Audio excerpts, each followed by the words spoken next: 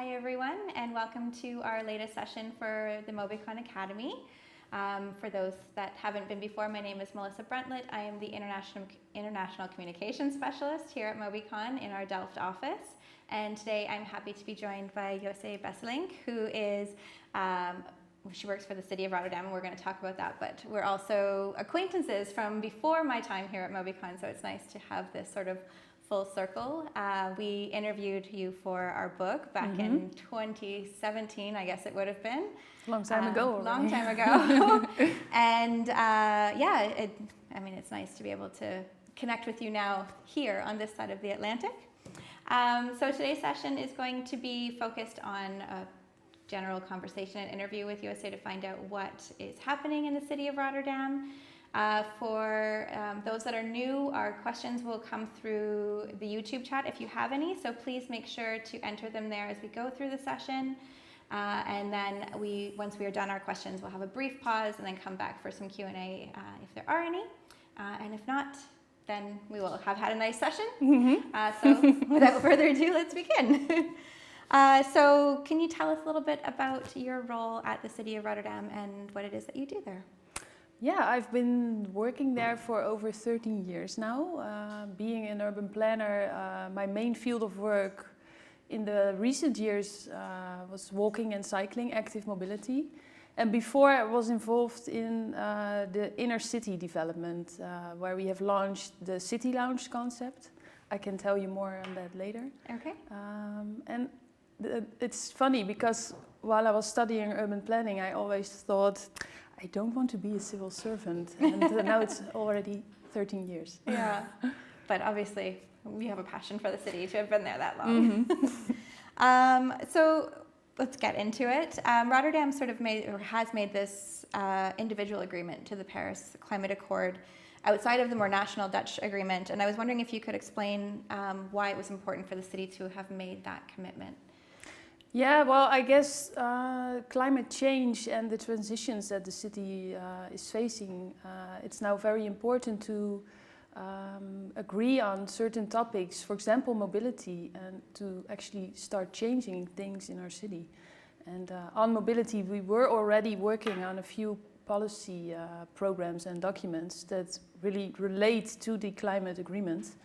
And what's also interesting in this agreement that it's not only the city, but we are collaborating with private companies, foundations, over 100 parties, if I'm right. So this really helps to accelerate change towards a more climate neutral city. And so you've got a few, as you mentioned, a few plans and policies that relate to that. I think you've got an image for it to share. Yes, I do. And can you, I guess, well, from what we were speaking about, it's the mobility approach and the vision on public spaces that sort of helped us really support that commitment. Yeah, those two documents are kind of the overarching umbrella in everything we do, and the Netherlands is sometimes referred to as being a planning paradise, and I have a slide showing a few of these documents. Oh, it's this button. Mainly inspired by the ideas of Jan Gehl, creating a city on a human scale, a people-friendly and people-oriented city. And the Rotterdam mobility approach has been very important. The vision on public space as well. And besides that, we have several separate policy documents related to cycling, road safety, our latest document on walking. A lot of different policy documents. And I think what's interesting to mention on this is that we really need this. It's a framework to, as I said before, change the streetscapes and change the city. So sometimes it might sound boring writing another policy document, but these documents I think the city can be really proud of because they have really changed things already. And part of this strategy these two documents, the mobility and public space vision, since we have seen like this paradigm shift occurring in our cities around the world, not only in the Netherlands, putting people first, and is this reversed pyramid, where we first start thinking about pedestrian and cyclists and public transit, obviously, but the car shouldn't be that dominant anymore. And it's interesting to see this because I think a lot of people that aren't from the Netherlands think that this is just this reverse pyramid is the normal and has always been the normal. So it's interesting to hear you say there's been, like everywhere else, this shift in thinking. And especially, I think, in Rotterdam, it resembles Northern American and Canadian cities, unlike many other Dutch cities. For example, Amsterdam with the historical inner city. Yeah. But Rotterdam was rebuilt as a car-dominant city after World War II. And we're still, I mean, this is a paradigm shift and this is occurring, but if you walk in the city just nowadays, it's still pretty car dominant, but we are changing this step by step. And this is why I was mentioning the importance of policy, because the city council is connected to this. We have now an alderman who is really enthusiastic about these transitions. And yeah, I think this is where it all starts. And I guess the policies, although for a lot of people it seems dry, it really provides that framework that they can work within to help support your work and the work of other departments working in other areas. Yeah, yeah. Great. So, I mean, you had meant, like we had just said, often people think of the Netherlands, they think of bikes. But you hinted at it earlier, and I think it's one of the things I find quite interesting about Rotterdam is that nowadays it's not just about bikes, it's also about how people get around on foot or not on bike, and more pedestrian type movements through the city. And so there's a specific document that has been, or a commitment from the city that has been put forward. Can you talk about that? Yes, it was launched last October. The very first separate policy document on walking. And it sounds maybe surprising because it's been too obvious. We're all walking, and if you park your car or your bicycle, or you will walk to the train station, it has for a long time been too obvious that we have been neglecting the topic in our policies and programs. So while I was working as an urban planner in the city center, I figured this is something we should really start to pay more attention to. We were already working on that in the city center development. But as I said, we didn't have a framework, we didn't have a proper document where we could relate to during processes of redesigning streets, for example. So when was it again? 2017? I met Jim Walker, the chair of the Walk 21 Foundation. And this was an interesting moment because I figured if only it could work for the city of Rotterdam to host this international conference on walking, we will have to pay more attention to the topic. And it has been a process, of course, but and also within the organization, you could say I had to lobby a lot. But that worked out, and the city of Rotterdam has hosted the conference in 2019, and it really has set the agenda on walking. Also for this document, as I said, it was launched last October, and so it's now an implemented policy document, and now we are working towards an action plan. So what are some of the goals that are set out in here in terms of improving the streetscape for walking? Like, is it, just simply wider footpaths, or is there more thinking involved?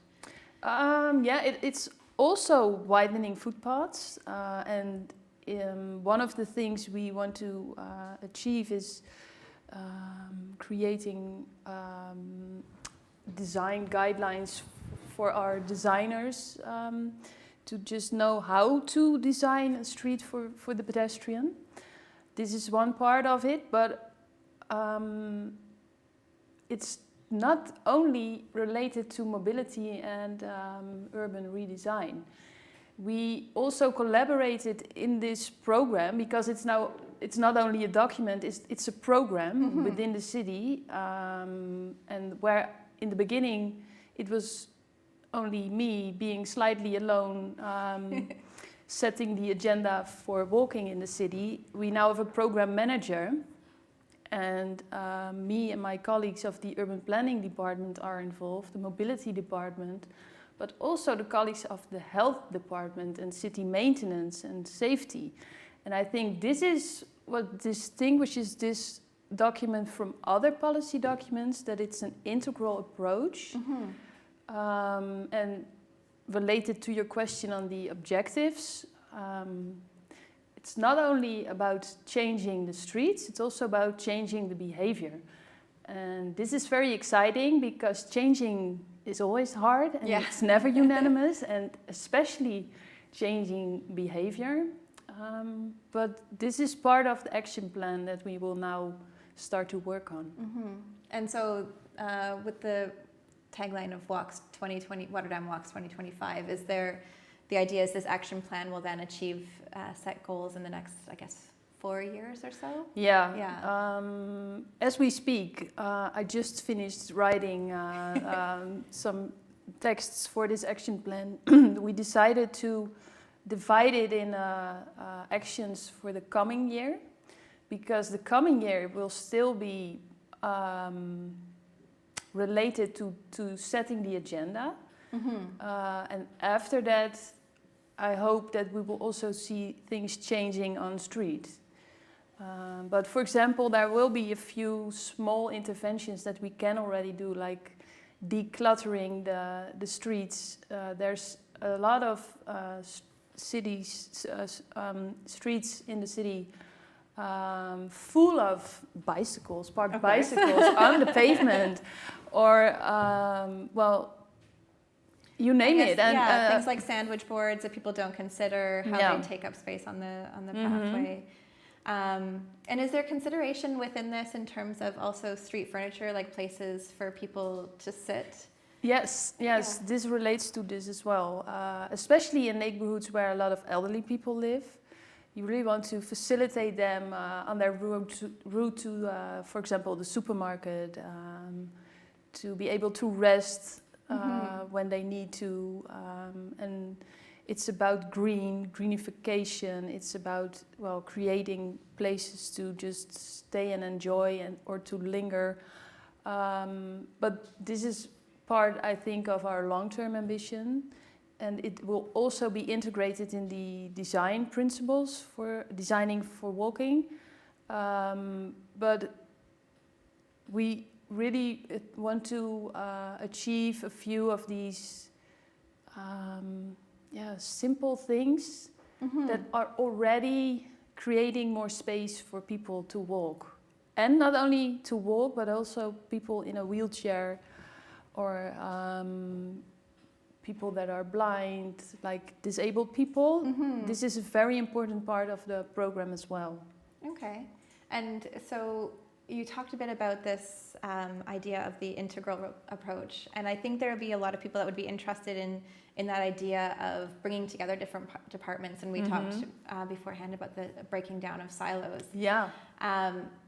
And oftentimes when I'm thinking about my knowledge of how the Dutch approach stuff, it's a very collaborative work environment. But it sounds like perhaps there was even some work to get even within the city of Rotterdam, everyone working together. Can you talk a little about that experience of trying to breaking down silos? Breaking down the silos. Yeah, it's challenging, but I really like that, and I'm very enthusiastic about creating a collaborative objective. And in the beginning, it was also it started with me being from the urban planning department, collaborating with the mobility colleagues. But this is way better than it used to be.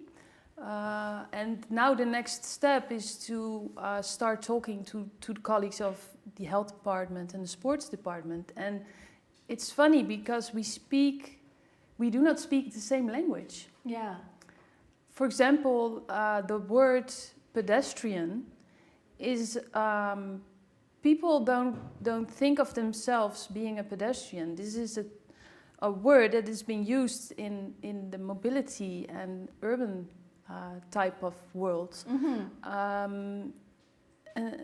So it's strange, and the way we think is different. So we need to work on that as well.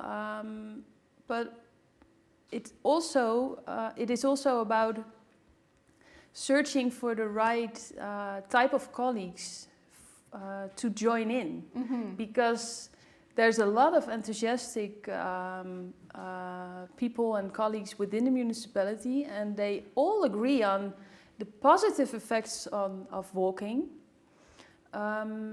So in that case, it hasn't even been that hard to involve them.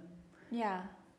I guess it's just what the greater challenge is, and probably in a good way is finding that way to communicate all of the ideas together in a well, as you put it, in an integrated way that makes sense for all these departments. Because yeah, whether you're talking about mobility as transportation or mobility as a health, or the impacts on health, they're interrelated. They are, and this I think is key, because walking is serving all the goals of the different departments, and it connects the different objectives that we as a city as a whole have.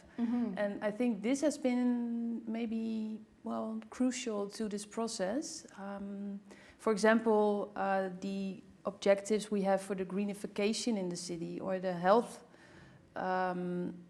prevention, their goals can be achieved by starting projects related to walking and the pedestrian. So this might have helped. Yeah.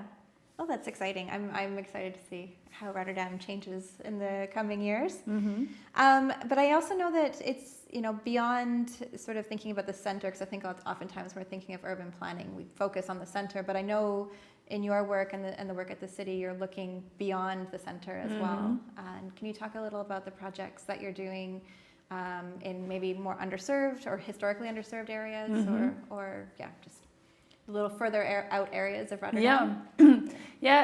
Because I myself was involved in this city center for a long time, and I do think it had to start there, because this is the area where both our Rotterdam residents come and visit, but also people from outside the city. So it has been important.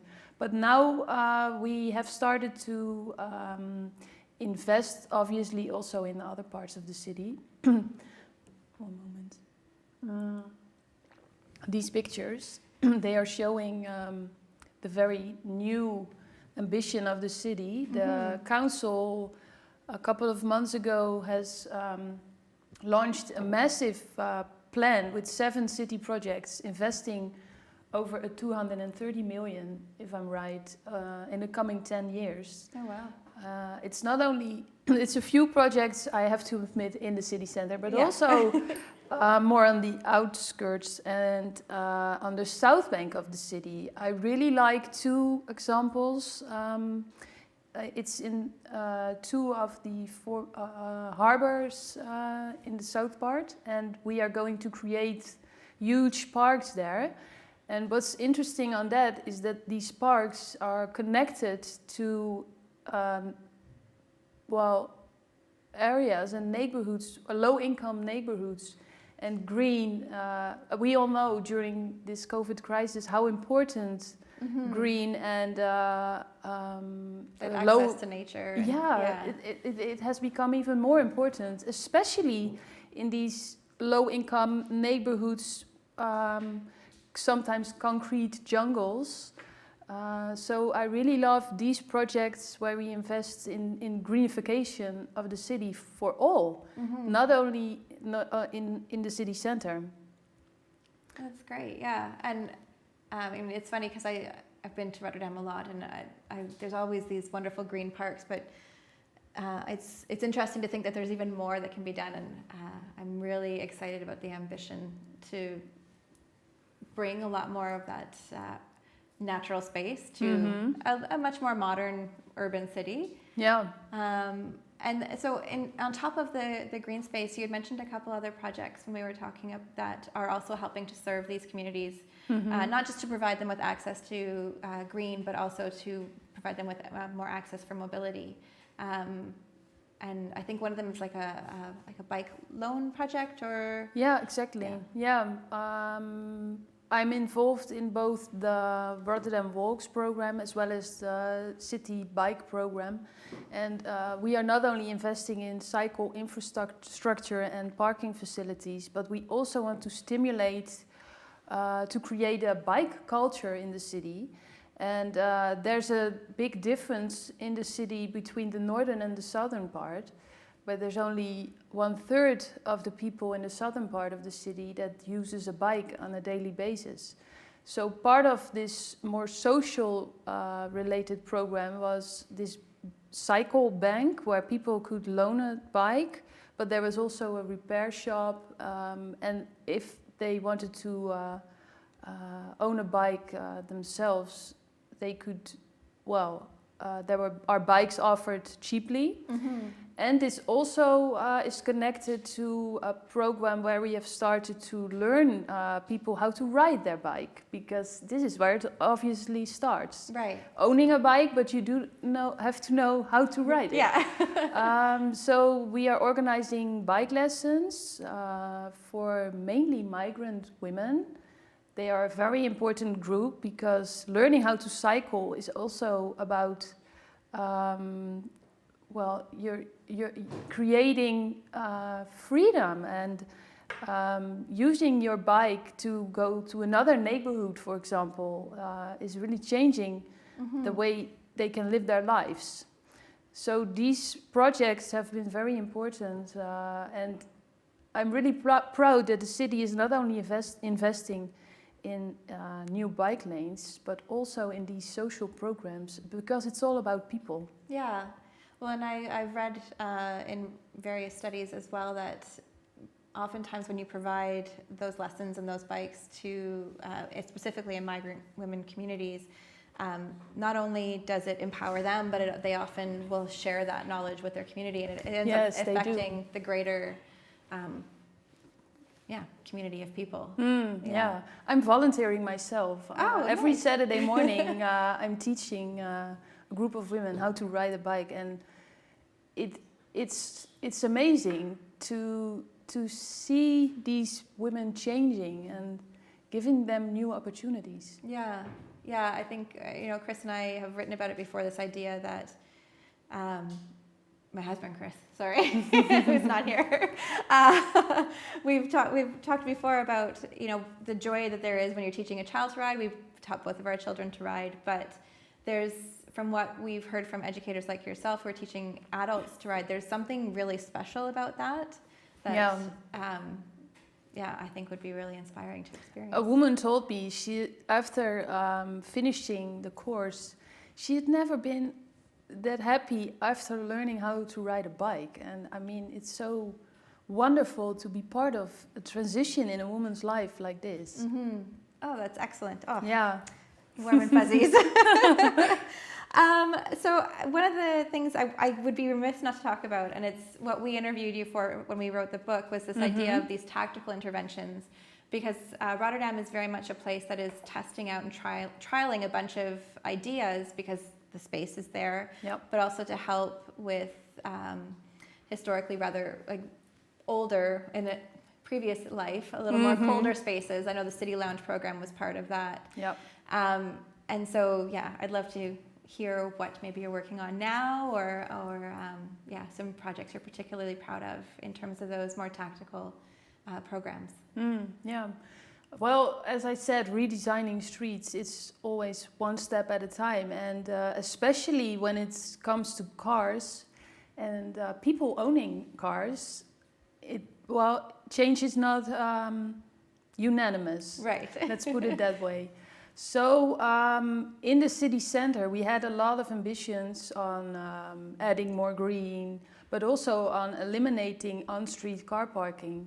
About 3,000 in total. I think it's about 2,000 that we've reached so far, with a strategy of stimulating people to park their cars in the parking facilities, enabling us to redesign streets, widening the pavement, creating more space for cyclists and for green. And at the same time, we had these ambitions on that, and we also had a new policy on cycling. And people, local entrepreneurs and residents came up to us. It's a mess in our street, and we really want to park our bicycles here. So we started a tactical intervention, the so-called bike parklet, which now have become a bit famous worldwide, maybe. Yeah. But it was a Rotterdam invention. We just thought it's a win-win on eliminating on-street car parking and facilitating more bike parking. So we have introduced this modular system. The bike parklet where 10 bikes can be parked.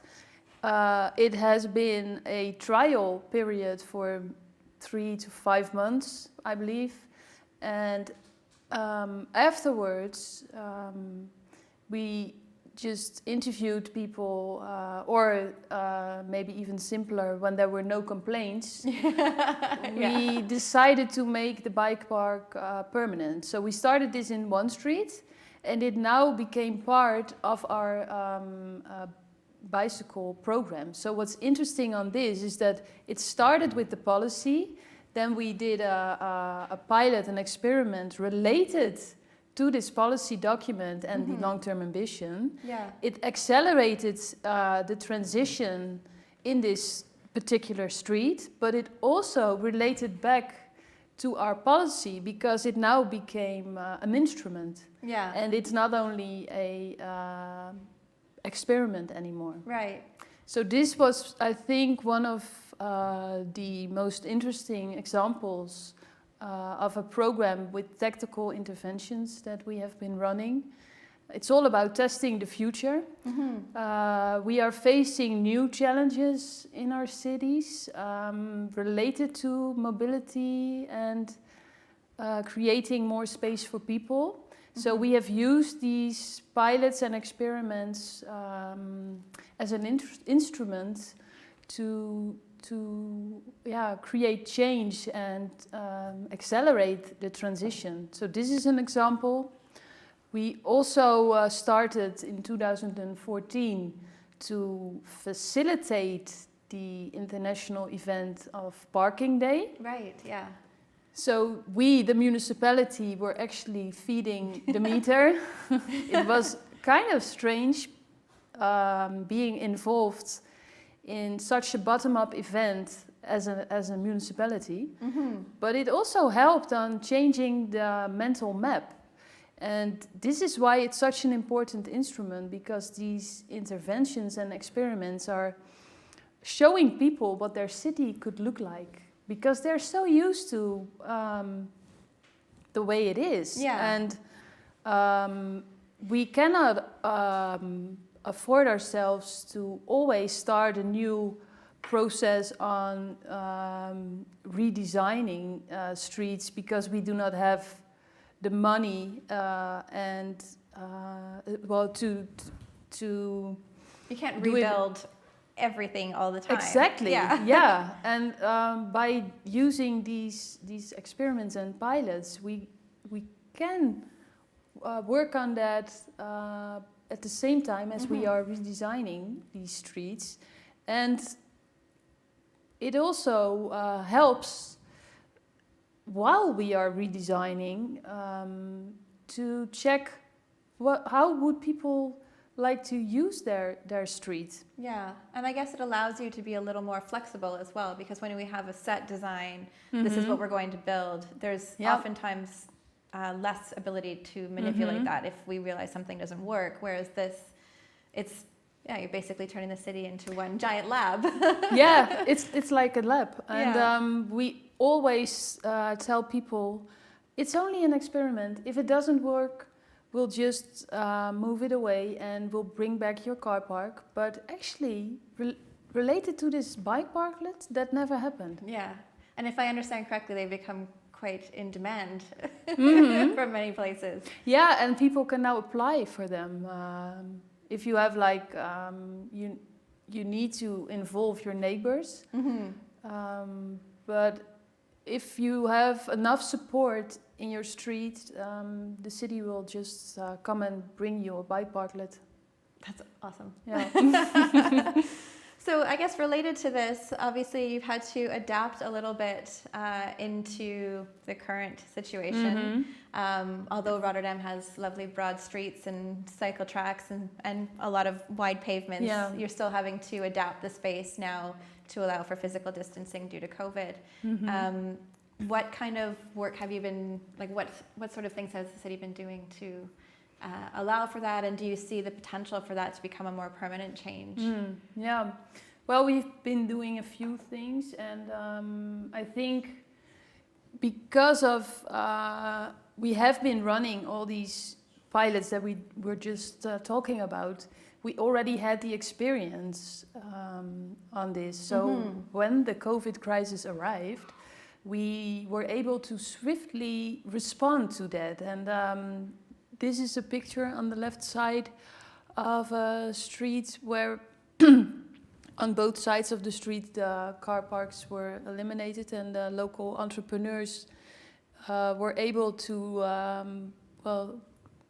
sort of an extension of their patio or business space. Yeah. So it's kind of this idea of the parklet.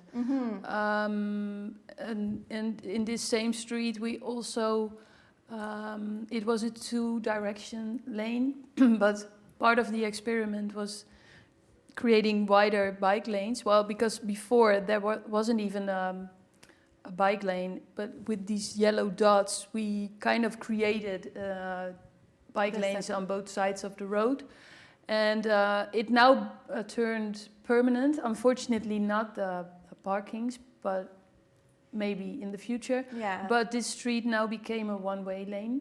Oh, nice. That has been part of the COVID program. We've rolled out over 1,000 of these parklets in the city. On the right-hand side, it's the Elderman on sustainability. And a fun fact on this is that the parklets are made of circular wood. And this is what I really like about working for the city of Rotterdam, that we always try to connect different ambitions to one another. Yeah. The resilience to economic ambitions for these entrepreneurs, obviously, as well as the mobility ambitions and transition. Yeah, and it's interesting to see that connection, and I think sometimes we think of it as obvious, but to see all those organized, their groups within the city working together. Yeah. Maybe not for the same end goal per se, but we're all getting there together, which is great. And if you can find a tool that connects all these things to one another, it's amazing. Yeah. I guess it is last question. You've been with the city for a long time, obviously have a very clear passion for it. With the work that you're doing and that of your colleagues, where would you see, or where would you like to see the city of Rotterdam? What is your hope for them for the next 5 or 10 years or so? Well, I hope to see some or maybe all of these projects that I've showed you in 10 years' time. The city must have changed, and a lot of these projects have been realized, and I'm really looking forward to a more green city with space for people. And I am really hoping for a transition towards a maximum 30 kilometers an hour. This will also be very helpful in order to create a more people-friendly city. And maybe there's a lot of squares in our city named a square, but they aren't. It's just a massive traffic square. And I'm really hoping that in 10 years' time, a few of these squares have become plazas where people can actually meet one another and sit down and relax on a bench, or just stay and enjoy the city there. Well, that sounds like a really good goal. I want to see that city too. Well, thank you very much. I really appreciate you sitting down and chatting with me. It's nice to have this face-to-face conversation. Yeah, it has been a pleasure. We'll take a quick break. If there's any questions, please enter them in the chat, and we will see you shortly.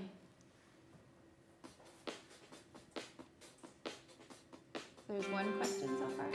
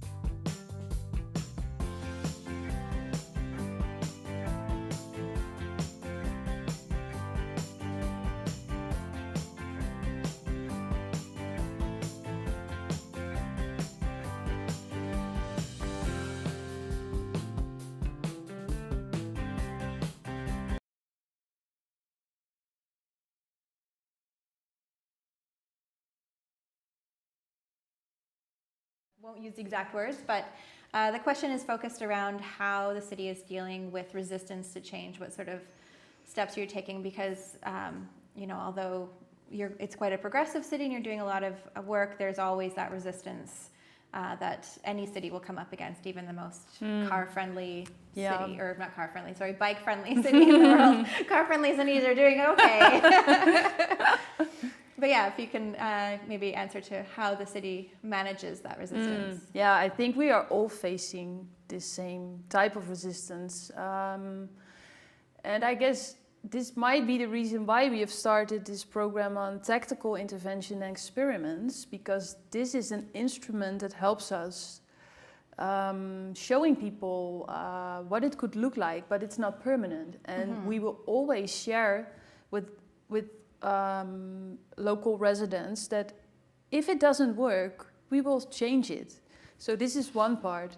This is in the pilots and experiments. But in our redesigning processes, participation is always a very important part in this. And Sometimes it asks a lot of effort on organizing a good conversation with people.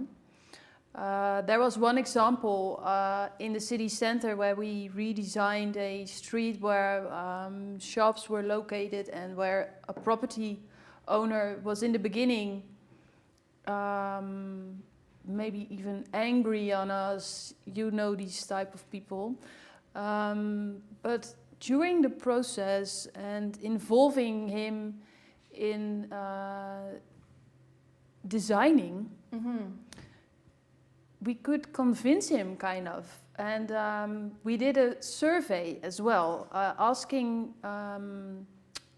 people that came there in that street to shop, asking them how did they, what was their type of mobility, or how did they come to that street? Yeah. And it turned out that most of the customers came there by foot or by bike. Yeah. So doing some research that helps you sharing the narrative that you want to share is also an important part in these processes. Yeah, and I think there's a really important lesson there in that idea of like talking to people, and so it's a theme that comes up a lot. I think probably a lot in the work that you do is, how do you best cater to this group or that group? Well, the first step is to talk to them and how to break down some of those barriers. A lot of it is uncertainty and lack of knowledge, I would imagine. Okay, well, I hope that answered the question. Once again, thank you so much for coming in, and thank you all of you for joining us. And if you have any questions following the session, you can always communicate them to us via email. You are watching this on YouTube, and we are asking that you please subscribe. It helps us get a higher rating, as you probably know, so that we can get more people seeing these webinars. And be sure to follow us on social media. And otherwise, we will see you for the next session next week, I'll be back in the studio with my colleague Stephen, and we'll be giving you a little bit of a dive into winter cycling, the what in terms of what we need to think about, and who benefits from thinking about how people experience cycling in the winter seasons. So we'll see you next time. Thanks everyone, and thank you, Yossi. Thank you.